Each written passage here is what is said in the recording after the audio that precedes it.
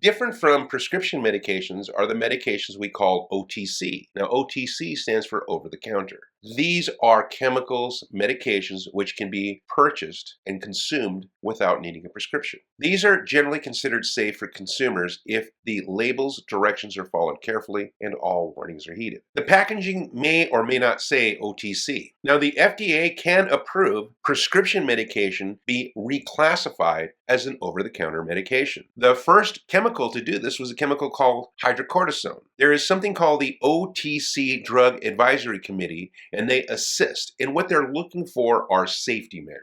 If we allow the public to purchase and consume these chemicals, will this increase the amount of harm done to the public, or will there really be no difference? And if there's really not going to be a big difference, they consider it safe for human consumption as an over-the-counter medication. What are the criteria? The indication for the drug's OTC use must be similar to the use as a prescription. In other words, let me give you an example.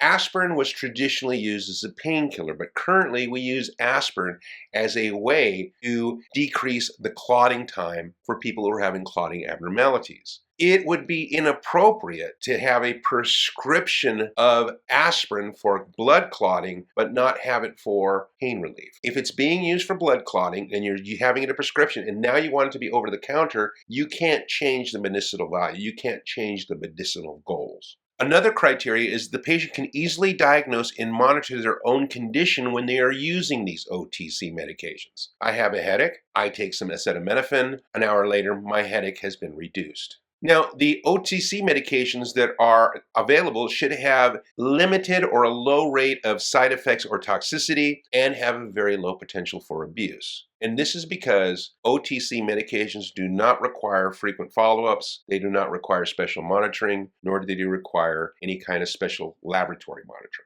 We have to address, at the end of this presentation, dietary supplements in the Health Education Act, which was passed in the 90s. What this allowed the FDA to do is to set up guidelines for herbal products in dietary supplements. We have to be careful with our herbal supplements. There is a plant out there called St. John's wort, and it's used effectively as a therapy for depression. However, if the patient were to go see a medical provider, not tell them that they're already taking some St. John's wort and it was somewhat affected and are getting additional medications, for instance, the selective serotonin reuptake inhibitors, which are commonly used for depression, there could be a combination or an interaction of those chemicals which could cause a poisonous effect to the patient and cause them harm. It is important, therefore, that we understand and even regulate herbal and plant supplements. What are these? Well, they may contain one or more of the following: a vitamin, a mineral, an herb or plant-based substance, an amino acid or a concentrate, a metabolite, a constituent, or an extract of that plant. Now, these are usually put together in tablets or capsules, and they resemble prescription or over-the-counter medications. And if they do, they must specifically say, very obviously, that they are to be used as a dietary supplement and not as a medicine.